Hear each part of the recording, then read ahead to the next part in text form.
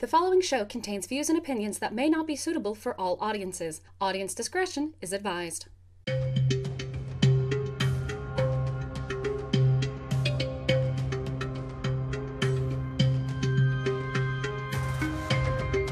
Welcome to the Port Charlie Podcast, everybody. I am your host, Gomer the Ranting Thespian, and my co-host is Ms. Julia. Hello. Yes. And so we meant to have a show last week, but we recorded... We didn't just mean to have it. Yeah, we did it. We did the thing. Yeah, we did the thing. And in the middle of it is when my normal headset, if you guys notice the difference in audio quality, I'm having to use a different headset. And once my normal headset kind of just shorted out and decided, hey, I'm not going to allow you to listen to your co-host anymore, I had to switch over.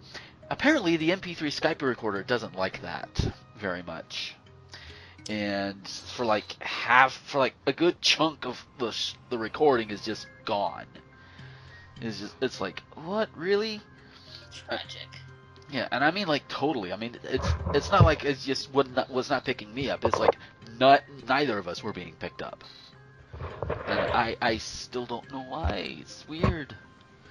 But that means we got 3 weeks of stuff. Obviously, we're not going to be able to cover every little thing, but we will get all the major points and talk about what we can. Because 3 weeks ago, wow, that was a long time ago. Before we get into it, I just want to give a quick shout out to The Bold and the Beautiful, whose character Maya Avon was revealed to be transgender last Friday, and that is looking like a really cool storyline. So if you're like me and you sometimes dip into other soaps, that would be a cool storyline to check out. Well, there you go. That would be pretty awesome. Oh. So I would have to see that. You know, every soap has like their more groundbreaking things than others. But Bold and Beautiful got the transgender thing going. Yes. Boom. There you go. It is an awesome thing. So this past 3 weeks, where should we start? Let's see. How about with Michael in all of them? Michael.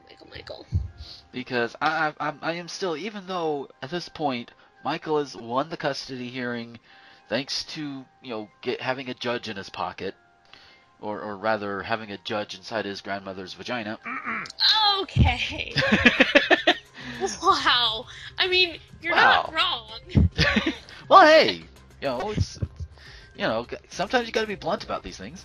Yeah, that was certainly blunt. Oh yeah, but either way, he had a judge on his side, and of course the judge ruled in Michael's favor. And I loved Alexis's reaction when Judge Walters came in. Alexis looks at him and she's like, "Michael, what did you do?" And it was like, yeah, she knew, everybody knew, yeah, even though it's really unspoken. And of course, Rick is fighting the judge and saying, "Hey, conflict of interest here. You're dating the guy's grandmother, so that sort of thing." What I found amusing about that was, while the judge's rebuttal that everyone in the room had a conflict of interest was accurate, that's really not like a valid argument. Like, that might be true, but you're the person making the decision. And he really, in real life, none of this would be going down the way it's going down. But of course, he really should have recused himself. Yeah. If he had just happened to get assigned that case or whatever. But hey, it does show that Michael did learn a lot more from Sonny, and apparently it's not looking good for Sonny.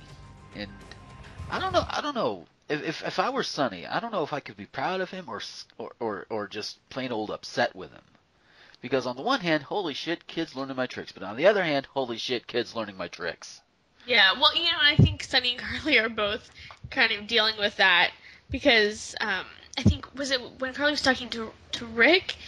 Which was, for me at least, a very enjoyable scene last week. And she was saying that even as she was fighting or not with Sonny, but for Sonny, and she's on his side. Mm-hmm. She's so proud of Michael, Yeah. and it's that's a really rough spot to be in, between the love of your life and your son, especially when they have their father and son too, and it's that such a complex relationship and such a complex thing. And I know. One day, Michael's gonna come around. Eventually. I know this to be true. Yeah, But it could take years. It could take a few months. Who knows? Yeah. But he eventually, I think even Bobby eventually came around to Carly. When everything came out back in the day that Carly is in fact Bobby's daughter, after Carly had, basically stolen Bobby's husband and everything. But eventually Bobby came around. And yeah, well, I feel like that's a little different, just because I think. Well, yeah, parents, situations are different, but. Well, yes, but I just mean in terms of the fact that it was Bobby's child, Mm-hmm. whereas this is Michael's parent. You know what I mean? Yeah. I feel like parents are always more. I'm not saying all parents love their children unconditionally, Mm-hmm. but I feel like that tends to be more so the case. Where parents, I think, are more willing to forgive their children for anything and everything than kids are their parents. Not always, but especially the kind of parent-child relationships we see represented in the media tends to be. Yeah.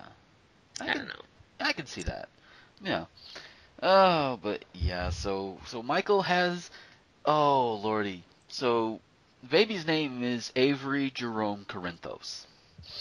And it is very important to note this because Michael, as he came to get the baby, and of course Sonny's first instinct was, we're gonna have the baby on the island because I just don't want to lose her that much. There's just it's like stupid move. I know you want to keep your daughter. I know you're desperate, but stupid move. And of course, Avery just happened to be in New York City at the time for Ava's memorial, even though Ava's really alive, but they don't know that yet.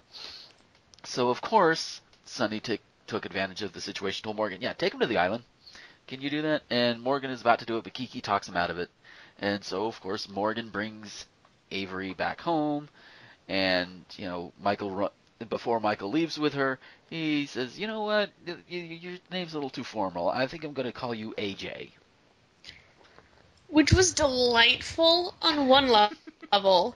Mm-hmm. I enjoyed that scene thoroughly. But on another level, Michael, no, I'm still calling her Avery. I can't call that sweet little angel baby AJ. And honestly, on Tumblr, when I talk about Avery or what have you, I don't refer to her as AJ. I just refer to her as Avery, just for the sake of being able to keep her separated from AJ, so there's no confusion. I mean, I doubt there would be, because I do put the last names, but just for my sake, it's okay. Right. Well, and with Michael calling her Quartermain, it's technically it's AJ Quartermain and AJ Quartermain, whereas most of the other namesakes that GH has done, they differentiate the names. Either there's a last name or someone has a nickname. Michael was named after Sonny, but obviously Sonny goes by Sonny. Mm-hmm. And then Georgie Spinelli Jones was named for her Aunt Georgie Jones. Christina Corinthos Davis was named for her Aunt Christina. But again, so at least the surnames are different. This is just straight up confusion. Thanks, Michael. Way to go. Mm-hmm. Yeah. And the more I watch this particular plot go on, the more I'm seeing just kind of parallels and callbacks to when Michael was a baby and the shoes on the other foot, where Sonny was getting custody of Michael and the Quartermain side was fighting for Michael. And eventually they failed, as history has shown us.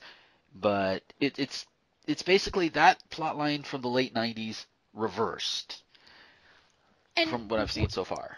Last week with our attempt at a podcast that y'all didn't get to hear, we talked about what a great they didn't know that the storyline was going to happen then. You never know what characters they're still going to have to play with or how things play out, and it's kind of just worked. They were able to put the pieces in place to make the storyline happen. And I was really enjoying it because it felt, not terribly heavy-handed, and I was really enjoying it. That was last week.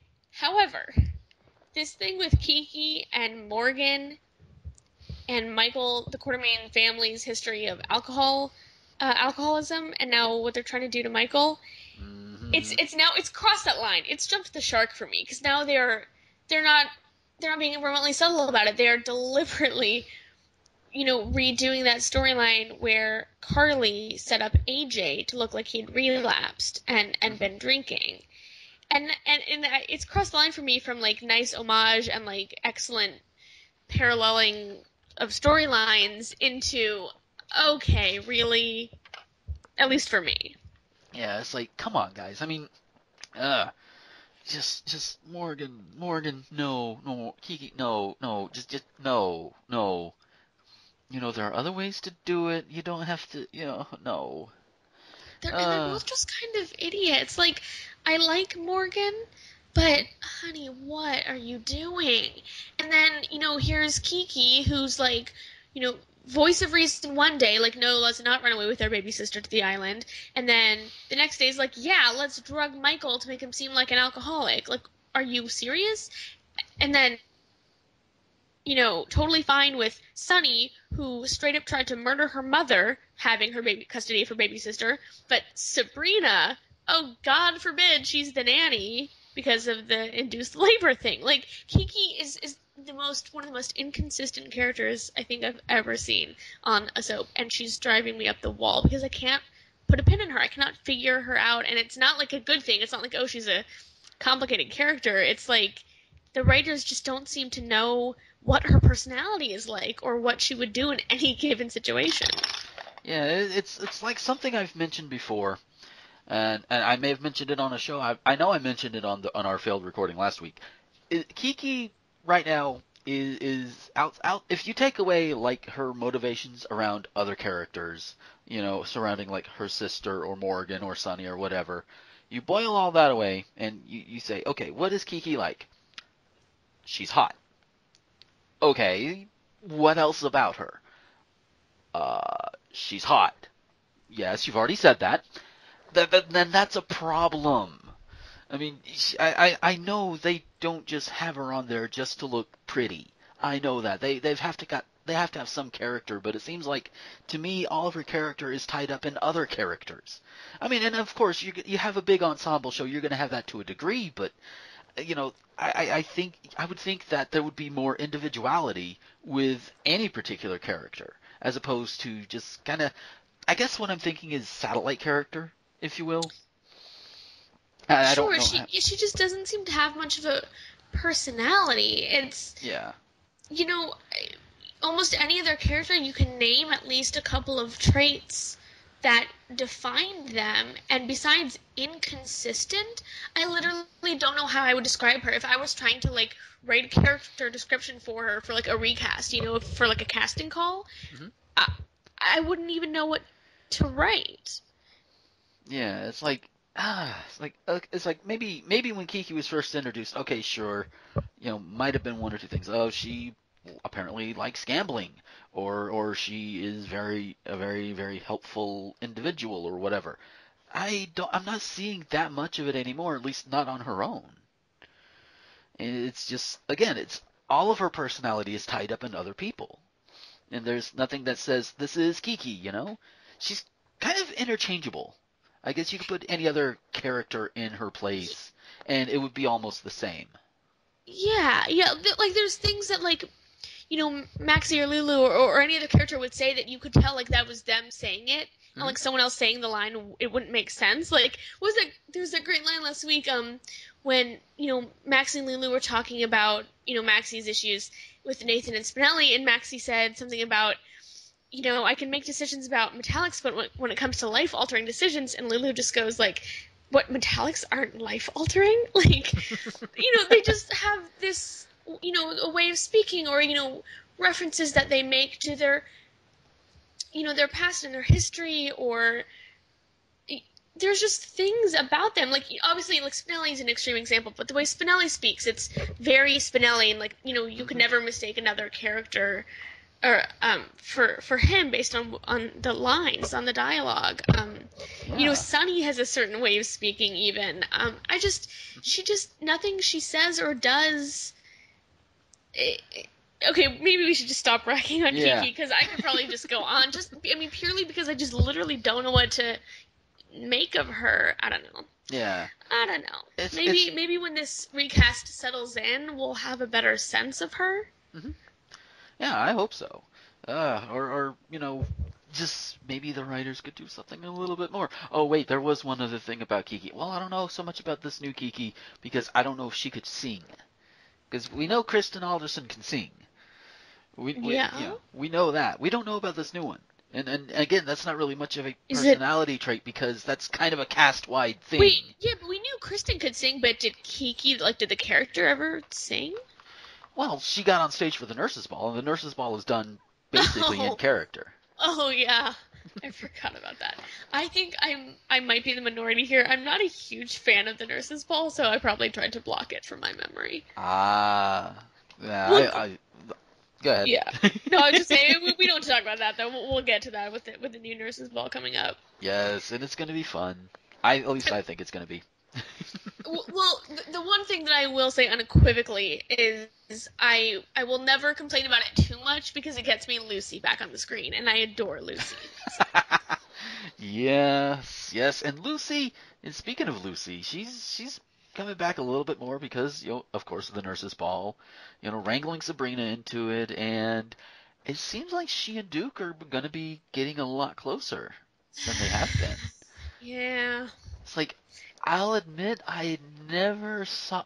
I mean, even when they started hinting at it back with the election and the ballots and everything, even back then it was like I didn't really picture those two. Just I thought it was going to be temporary because they were both having issues with their long established, very history-heavy relationships with other people, so I thought it was going to be a temporary thing, and now it seems like it's going to be a slightly less temporary thing, and I'm not sure that I'm on board.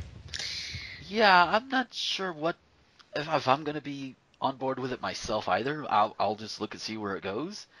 I mean, to their credit, they do seem kind of sweet, but at the same time, Duke is a mob boss. He is, and it's not mob wife material. I don't mean to knock Lucy. I'm not saying she's not. I just mean she's not exactly. She's no Carly. She's not the best at being discreet or keeping her mouth shut. I mean, not that Carly keeps her mouth shut, but you know what I mean. I just can't see Lucy successfully being involved in any mob endeavor ever, or honestly being okay with it. So I'm really not seeing how this relationship would work. Yeah, we'll see how it plays out. Because she's not gonna have blinders on. She has to know what Duke does. Oh yeah. I mean, it's just, and I admit the only other time I've known Lucy to be knowingly even close to involved with a mobster, I think it was Victor Jerome, way back in the day. Yeah, that was a disaster, was it not? Yeah, I think Victor Jerome ended up dying because I think he inhaled a necklace or something of Lucy's. Something ridiculous, yeah. I think they referenced it a little while back when the drums were coming up again.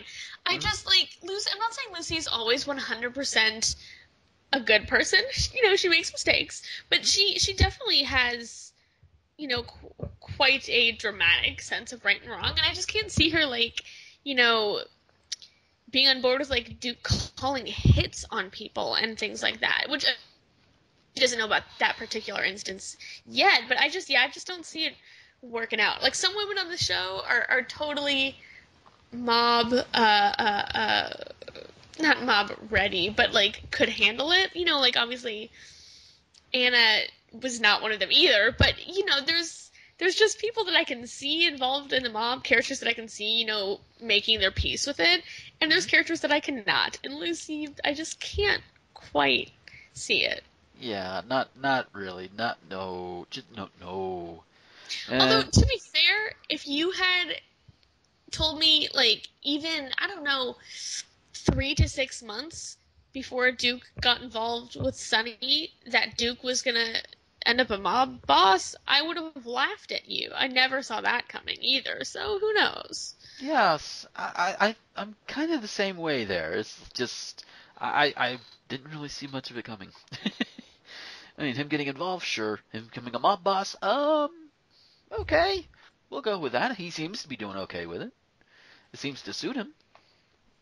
Which is so strange to me because, a large part of it is his vendetta against Julie and Jerome, but it's kind of that, what's that quote, like, you either become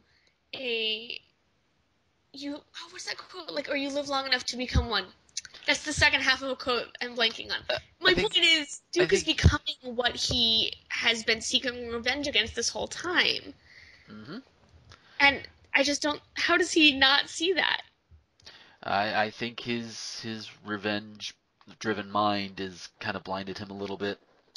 Apparently. Is dude, Duke, and of course Michael gives him one bit of a what the hell, Duke, because of Duke's actions involving AJ's murder. Because Duke gave Sonny an alibi, and at the even before he went to work for Sonny, he used to work for AJ. So, to Michael, it's like, yeah, you worked for my father, for my biological father. Then you went to work for Sonny, and then once you learned that Sonny had killed AJ, you covered for him instead of turning him in. So it's like, I mean, I can see where Michael gets, I can see where Michael's coming from. It's like, dude, you could have done the right thing and you didn't. What the fuck, dude? But things are the way they are, and I seem to remember even Sonny when he brought the idea towards Duke, it seemed like that Sonny would not have blamed him if he turned him in. It would have been like, because at the time he was with Anna, and covering for Sonny meant he would have lied to Anna, which is something Duke was not very comfortable with. Or at least he seemed not comfortable with it. If I remember correctly, though, that was around the time that, well, first of all, Duke didn't know what the alibi was for originally. Oh, that's right. He didn't know what had happened. They just asked him to provide an alibi, and he did. And I think he found out Anna had lied to him, right, about Faison. And so he was not, I think, happy with Anna, which I think contributed being willing to take a deliberate stand and or do something deliberately that she would not approve of. Right. So, yeah, I can see that. I'd actually forgotten he didn't know at first. So, but Michael didn't know that. So. Oh well, no. And obviously, theoretically, Duke could have, once he found out that AJ had been murdered, he could have then come forward. So I'm not absolving Duke of anything. Right. I was just, pointing out. Oh yeah, and that's fine. Everything needs to be pointed out as we can. Oh lordy.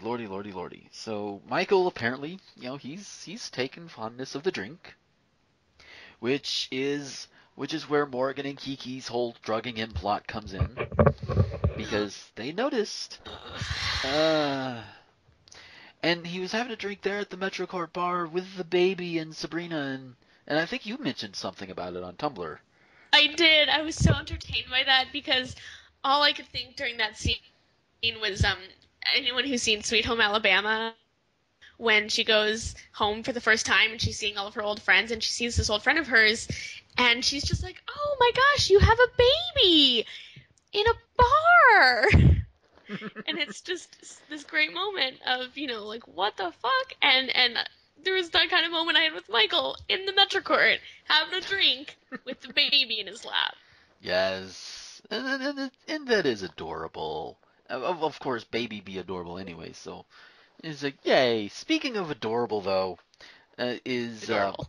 Yeah. Michael bringing a baby to a bar is a less adorable choice, Michael. Jeez. Yeah, yeah, not to a bar, but just baby interaction in general. is Oh, adorable. well, yes, the baby's always adorable. Of course. Oh, but now, and we touched on him. We mentioned him earlier, Mr. Spinelli. Him and Nathan. Holy shit. I'm so entertained. So entertained. If anyone who follows me on Tumblr know, I'm just delighted by Maxie, Nathan, and Spinelli, and any and all of their interactions.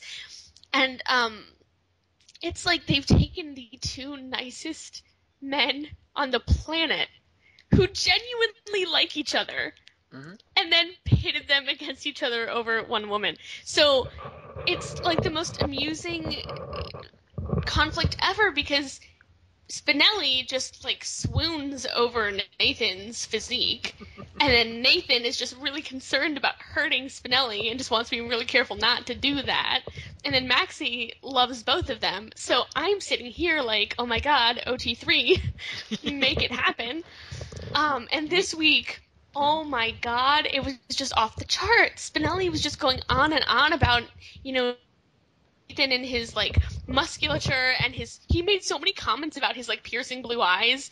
I'm just dying. It's the funniest thing, and I just am in love with what needs to be their love, clearly. Yes. And yeah, so stop me anytime, because I'll just go on for the next 30 minutes. So please jump in, please. Yeah. Well. I do agree with you. I was loving Spinelli's just whole thing. He challenged Nathan to a boxing duel. Like, what the fuck, Spinelli? I mean, he's like, dude. Okay, wait. Sorry. I know I said to interrupt me, but I lied, because I have a list of everything that Spinelli said about Nathan's eyes this week. Oh god. Jeweled eyes, Arkenstone eyes. I'm not even sure what that means. I think I got that word right. Arkenstone. It might be a comics reference, because then he also said Marvel comic muscle. A blazing blue-eyed Goliath. His crystalline gaze. Okay, that might be about the eyes. But several other things as well.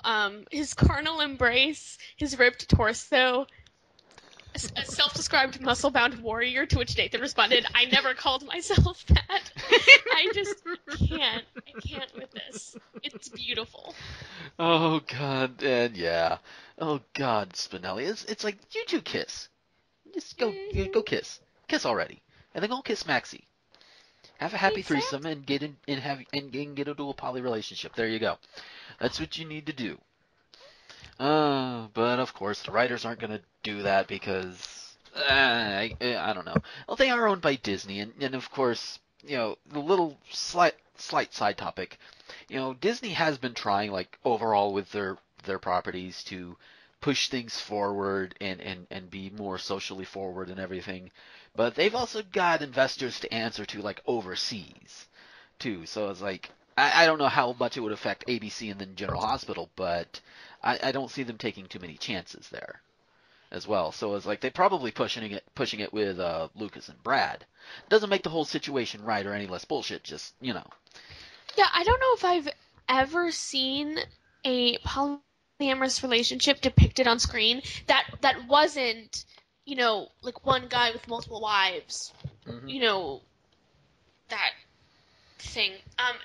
But like a proper, like, actual equal polyamorous relationship, meaning where like all the parties are equally involved with each other. Yeah. I mean, or even, someone who's in relationships with multiple people at the same time who are all aware, where it's like not a chain thing, Yeah.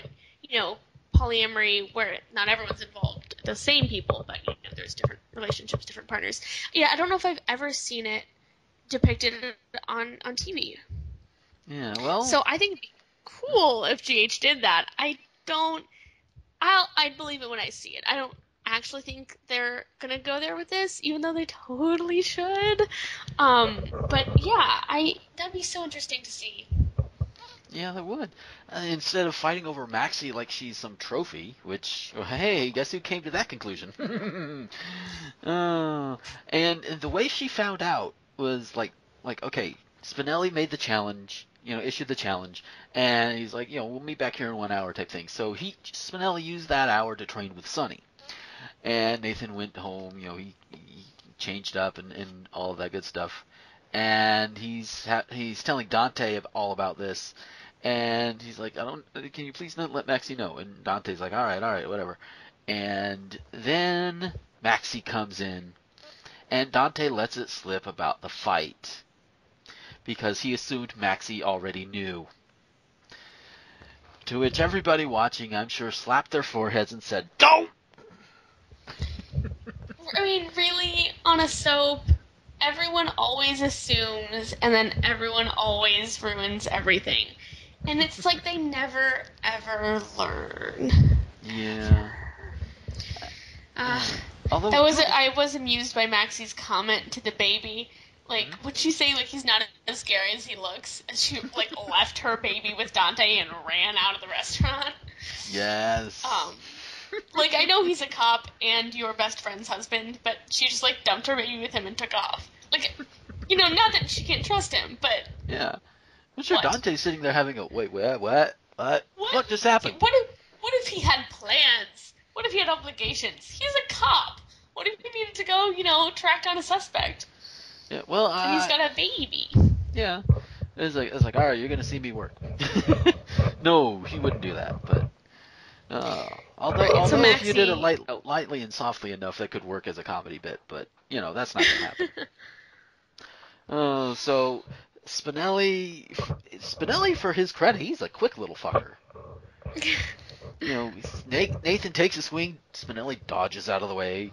He takes a swing, he dodges out of the way. I'm sitting here laughing my ass off. And then, after like 2 or 3 rounds or whatever, he sees Nathan is kind of a little tired or what have you. And of course, Spinelli dodges out of the way and tries to go in again and gets blocked. I say blocked, but, by that I mean punched in the face and knocked out. Right as Maxie walks in. It's like, oh, lovely. Oh, dear. And of course, that's where they leave us for the week. Of course, because can't know exactly until then. Oh. On a related sort of note, with Sonny and Spinelli, to my recollection, Sonny never had very much patience for Spinelli before.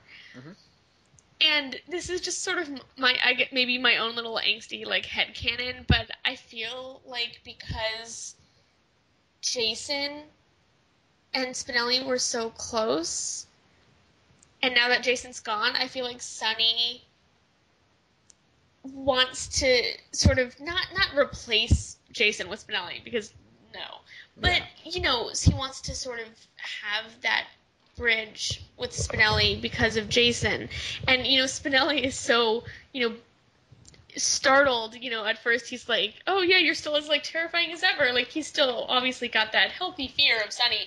But, they have this sort of, they had some really nice scenes this week with Sonny giving Spinelli relationship advice and, teaching him how to box, obviously. And I just thought it was a really nice thing that came out of Jason's, supposed death. And, similarly, how Carly and Sam have come to this place of friendship adjacents. With they're trying to, like, make these connections with other people in Jason's life, and I just think it's really nice. It is. It really is.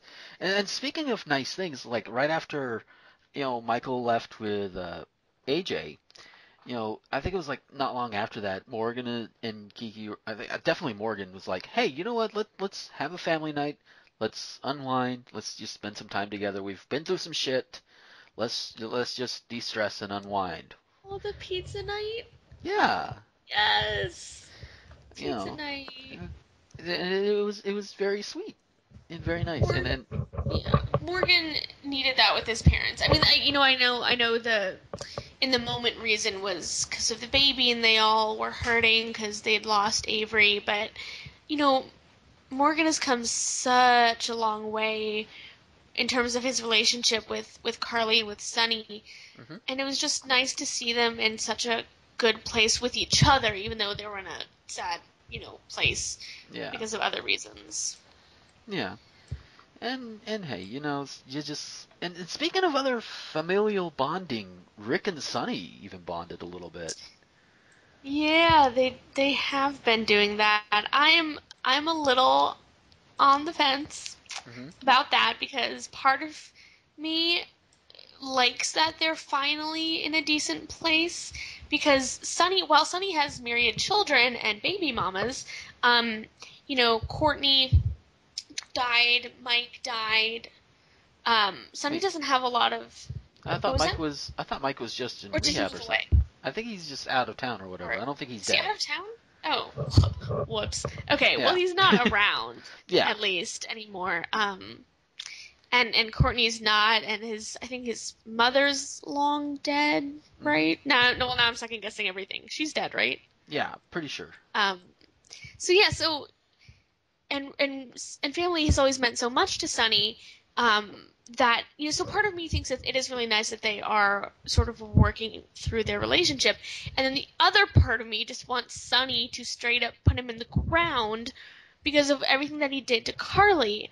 Hmm. And Carly has made it perfectly known that she still holds a hella grudge against Rick for excellent reasons, might I Yeah. add. And it Can't just blame kind her. of right, it kind of bugs me that Sunny, who loves her so much, and I really do believe that he does love her. I think they're each other's sort of, that sort of epic, one true love kind of deal. Hmm. That he's sort of not listening to her and not letting her concern be a factor in how he deals with Rick, and he's just and so I'm very conflicted because on the one hand, yay brotherly love, on the other hand, he hurt Carly and he needs to never ever come near her ever again. Yeah. And totally understandable mindset on that one as well. Although I think with Sonny, I think a big part of it is the whole family thing, because Rick is above all else, Rick is family, and one of the things Sonny seems to hold dear is, well, family. And so I guess for the sake Yes, of family ties yes, or what have you, give it a shot. Even with yeah. everything he's done and everything that he could do, and of course they bonded over Jake, or we know Jason, but everybody else knows him as Jake, because, well, it comes out that, well, Elizabeth breaks up with Rick because, in part, of what Rick had done to try and get Jake put in prison, but also because of Jake himself, because Elizabeth's like, oh shit, I have feelings for this man, and I kind of want to explore this with him. And so she breaks up with Rick, and of course Rick is not happy. He goes, drowns his sorrows at the Metro Court, and he tells Carly. Carly, I believe, tells Elizabeth. Oh no, she Tells tells. Elizabeth that Elizabeth broke up with Rick. I think Elizabeth already knew that. Yeah, I was, yeah. Sorry. I am just all over the place there. But no, she tells Jason that Hmm. Elizabeth had broken up with Rick, and he's like, I think I'm gonna go try it or what have you. And so he gets over there, and after she had sent Cameron to school, and they're like, yeah, we admit we have feelings for each other, and they start kissing, and they have their first date with the dinner, and they start heading upstairs, and then there's a knock at the door, and this woman appears who claims to be Jake's wife. So, is she, the big question, is she working for Helena? Or is she involved with someone else in the Evil League of Evil? Because clearly, like there wasn't time to set, like there was not a fake life set up for him. Hmm. I know he was gone for 2 years, but he was like unconscious for most of that, and then Robin brought him back. Hmm. Um, and and he knew who he was, and it wasn't until the car wreck that he lost his memory. So this is seems to me like a very similar situation, or at least in part to what happened with Emily and Nicholas back in the day. He had lost his memory, and there's that woman who was lying to him, telling him that she was his wife. Do you remember this? I don't think I was watching, but I think I've read a little bit about it. Okay, so it was. Yeah, so it's kind of a similar thing. Like this woman, the audience knows right away is not genuine. So the question is now, what what's going to be her story? What's her play? What's her angle? Hmm. And who sent her? That's Right. another thing. Could it have been Helena? Could it have been Helena, Faison, Jerry, or Rick even? Because Rick. the last time I did see Rick, I remember seeing him was he's basically being coached in how to use dating sites, including Tinder. Oh, that was Which so awkward, Molly. Why? it's like Why? Molly, you're a high schooler teaching your middle-aged dad how to use a hookup application, because that's what Tinder is meant to be. Even though people in my area don't use it as such. And like Molly, the romantic, like suggesting Tinder first of all things. It just, oh, that was so awkward. That was. It was But like, that's really interesting. I didn't even consider him. I assumed that it was someone trying to further obfuscate the situation and prevent anyone from finding out that he's Jason. But if it's Rick has no idea that it's Jason. He would just be trying to break up or prevent them from even getting together in the first place, Jason and Liz. Yeah. That's interesting. Yeah, I think I saw that theory on one of these GH groups. I don't know if it was a Twitter account or the Facebook groups or whatever, but I saw it floating around somewhere. So it's like, Well, whether it's Rick or Helena or someone else, they have my thanks because any impediment to Liz Jason happening again on my screen is a friend of mine. there you go. I sometimes have to remind myself the extent of their history and the fact that they shared a child because I just can't with them as a couple. I don't know what it is because I like Liz with Rick. I like Liz with Lucky. I love Jason with Sam. Maybe that's it. Maybe it's I can ship Liz with a few different people. Like I'm okay with it, but to me, it's the only person for Jason is Sam, and the only person for Sam is Jason. Yeah.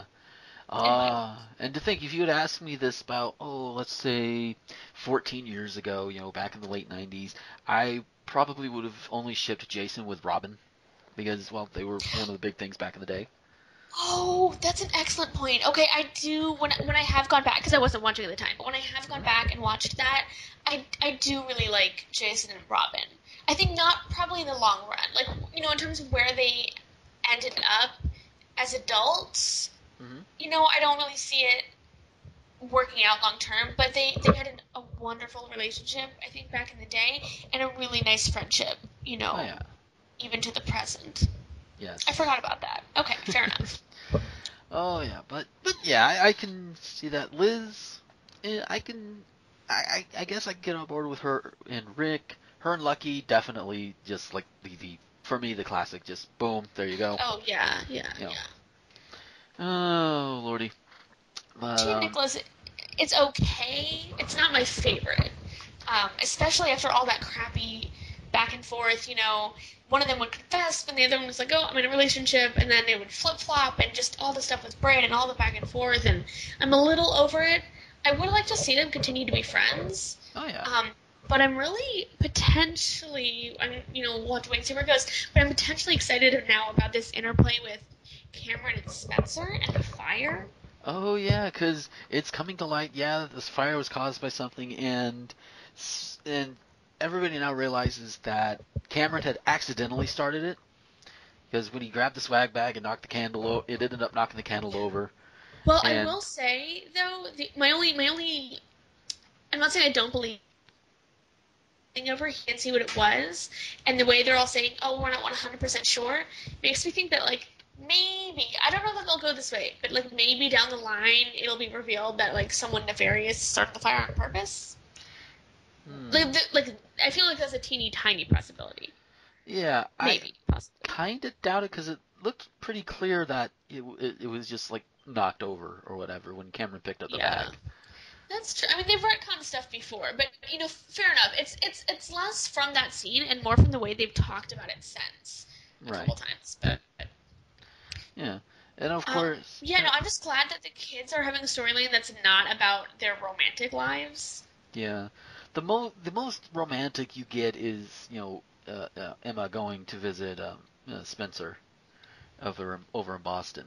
Yeah, and You know. Spencer did say that he thinks um, the reason Kim did it was because he's jealous or whatever. So obviously, I mean, they're not going to just completely drop all of that, but I'm Hmm. glad it's not like 100% the focus because I'm just so over the 8-year-olds, or how old are they now? Someone mentioned, I think, an age recently, 9 or 10 maybe now. Hmm. But I'm just really over the them having romantic storylines at all.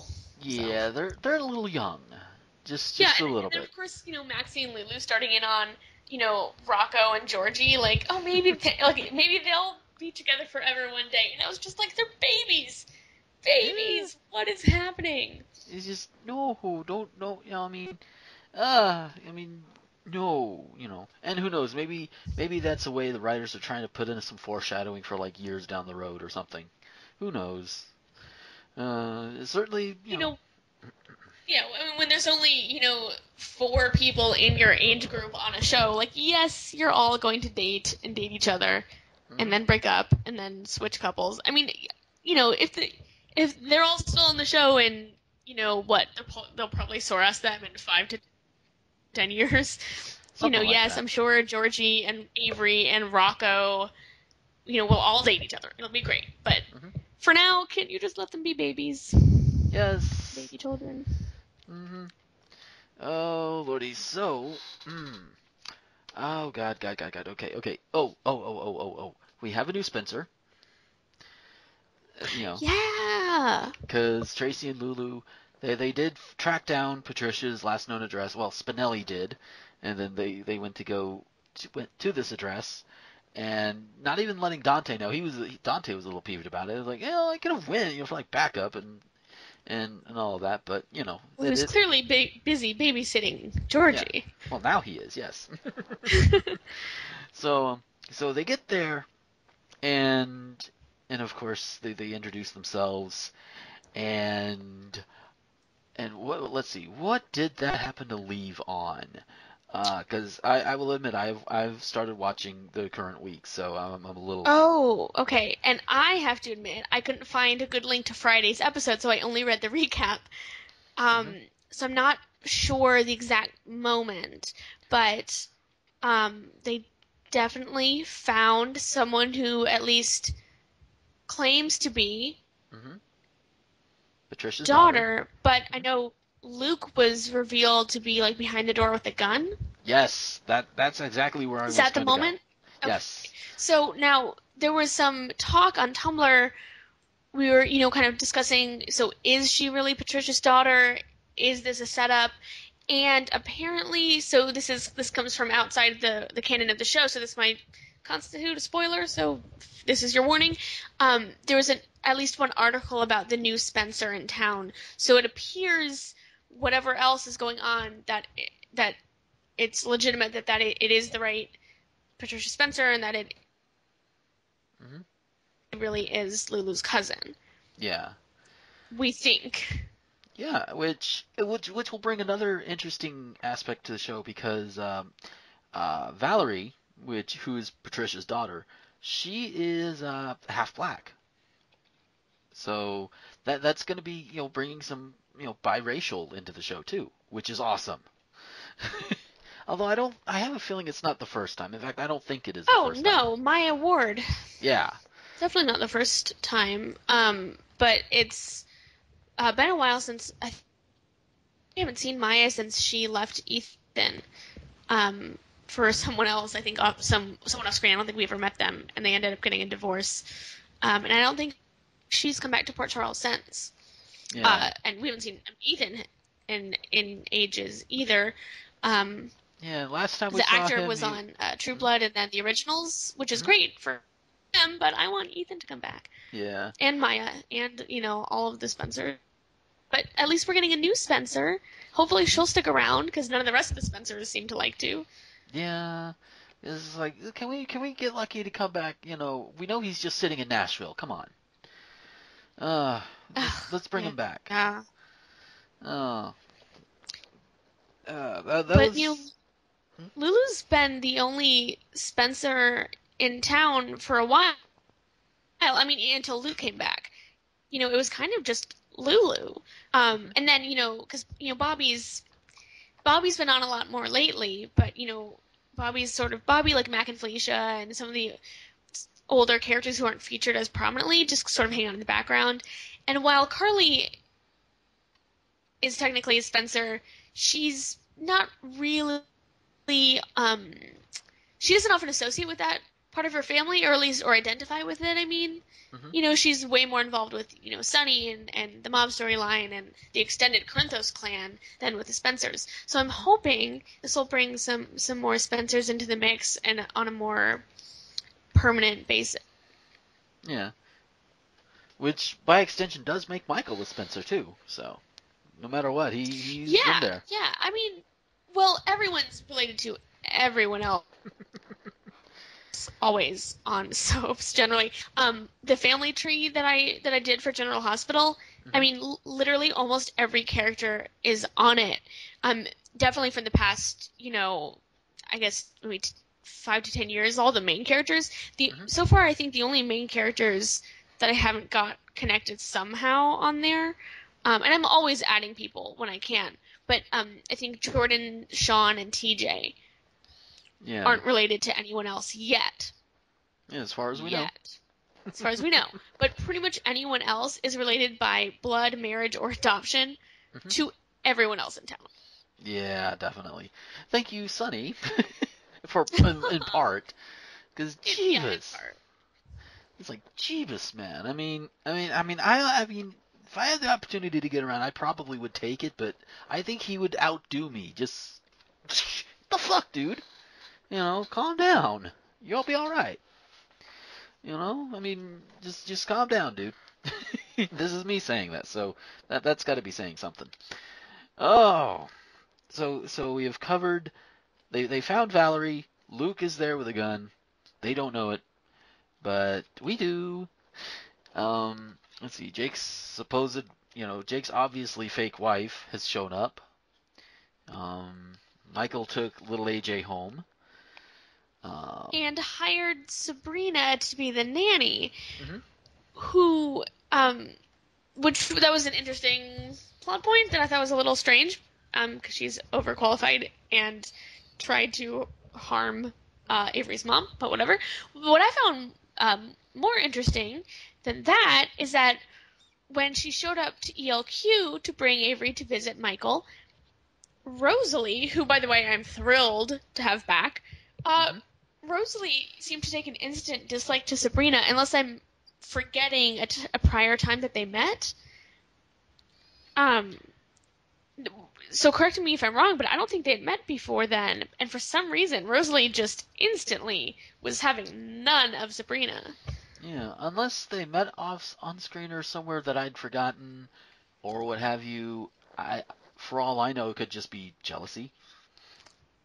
But why? Maybe she thinks that Sabrina is moving in on Michael when But she Rosalie doesn't wants even Michael. like Michael, or at least, so, I mean, I know obviously they slept together, but she keeps saying, or she hasn't said in a while, but for quite a bit of time she kept saying, "Oh, but Morgan's the one I'm into. Hmm. Like, I don't really like Michael. I like Morgan." And even though they slept together, they kind of got drunk and it was a one night stand kind of a thing. Hmm. It I don't know. Like, I didn't actually. I would like to see them get together, but I didn't actually think she was into Michael. And then I don't know what about Sabrina being the nanny would make her think that she's trying to move in on him. It was very strange to me. It made me think something that I missed something, or that something's going on that we don't know about yet between them. I guess we'll find out. I hope. I I don't hope we'll find out know. soon. Yeah. Which, of course, speaking of Rosalie, she is the mole for was Helena, now Nicholas, to try and take over. Nicholas, And what are you doing? it's like, dude, why? Why do you keep going on with this? I mean, just dude, you I don't think you need it. You guys specialize in cryogenics. You could sell that and make profit. And with Nicholas and Helena, once he's banished her to the island and she's no longer pulling the strings, so to speak, I don't understand why Nicholas is still doing all this nefarious stuff, because at least part of me was hoping he was playing along, at least to an extent, in order to get the upper hand on her or something like that, which he has now done.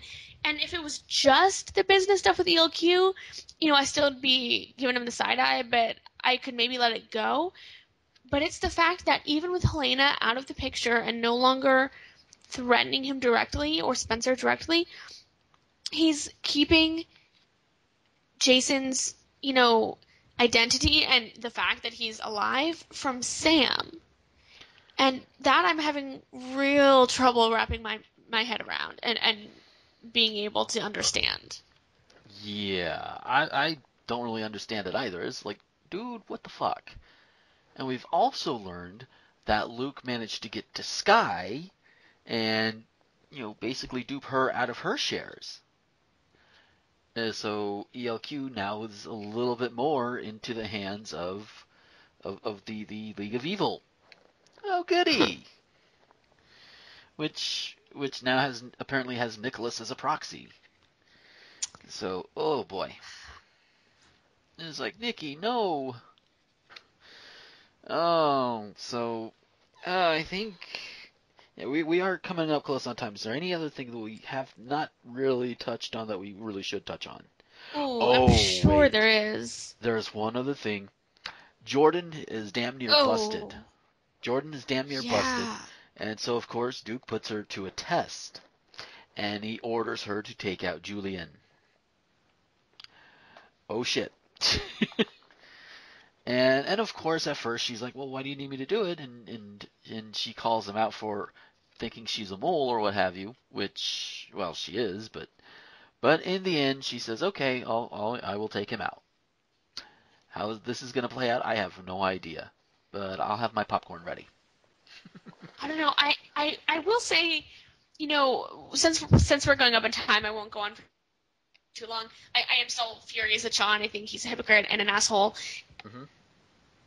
For putting her in this position, but I'm really glad that Nathan and Jordan kind of made Anna realize that why she's really been doing this, and I thought that was a really great moment of realization for her character. Mm-hmm. But also, I will just say very quickly that I don't understand why when they talked about witness protection, first Anna and then Jordan were like, what? I'm not going to go away and leave my son. And I was like, oh my fucking god. Clearly, the answer here is to send protection. Like, why was that not even... Sorry, that was ridiculous. It was, yeah. Put him in the... if you've got to go, send him in there too. Or just send him off on his own, like you were saying. But just... fucking... Yeah. But hey, we'll see how all of that turns out. Because they're likely not to take Julian off. I don't know if they're going to take Jordan off. I don't know how that's going to play out. That's one of those things we'll have to see. Oh, so we've covered that. We've covered Maxie and Spinelli, of course, and Nathan there. Jason, the fake wife coming in and trying to claim Jason, and all of that. Who, oh boy, so many things. But I think, is there anything else you think we missed or what have you? I mean, I'm sure there's stuff we've missed, trying to cram 3 weeks of age into one episode. I'm sure there's stuff we've missed. I mean, I know I have more to say on the topic about, Jordan and Sean and TJ for one, among other things. But, I think we'll have to wait for next week to see how everything plays out, and we'll get it all in then. Oh, yeah. So, alright, so with that, we are going to go ahead and call it for this show. Thank you guys for listening. Thanks for kind of bearing with us, too. Past few weeks have been, it's either scheduling thing or it's been technical difficulties. There were even a little bit here and there that probably one of us probably faded out a bit, and to try and do it through the editing, I caught as much as I could, but of course, don't get all of it. So thank you for bearing with us. Hopefully the next few weeks things will be getting better. By the way, I'm in the market for a new microphone. You want to know how you can help me get one? Pay attention to this post-show bumper. It'll tell you how. But beyond that, if we wanted to talk to Julia on the social media, where could we find her? You can find me at gh-musings.tumblr.com. Come chat with me. I love to talk about my soaps. And right now I've just been Spinelli, Nathan, and Maxie. So come and chat with me about anything you like. Yes. And if you wanted to find me on the social medias, you can find me at Gomer21XX on the Twitters and the Tumblrs. You can find my other shows and my other productions on rtgomer.com and nerdvice.com, as well as Facebook pages, not only for Nerdvice and my own site, RT Gomer Productions, but also my own personal Facebook fan page, Gomer the Ranting Thespian. Give them all a like, check them out, and all of that really good stuff. And I believe that is about it. So, again, thank you guys for listening. And until next time, this is Gomer the Ranting Thespian with Julia, signing off. The Port Charlie podcast is an RT Gomer Productions presentation. Our show's theme is The Complex by Kevin MacLeod. Find out more at incompetech.com. If you like this show and want to help support future episodes, head over to patreon.com/Gomer21XX. For a contribution as little as $1 per production, you can get early access to all future productions, as well as monthly patron-only vlogs and announcements. Our show's artwork was produced by the talented Becky Hopkins, who can be commissioned by going to patreon.com/BeckyHop. Check us out on iTunes or visit rtgomer.com for more great shows.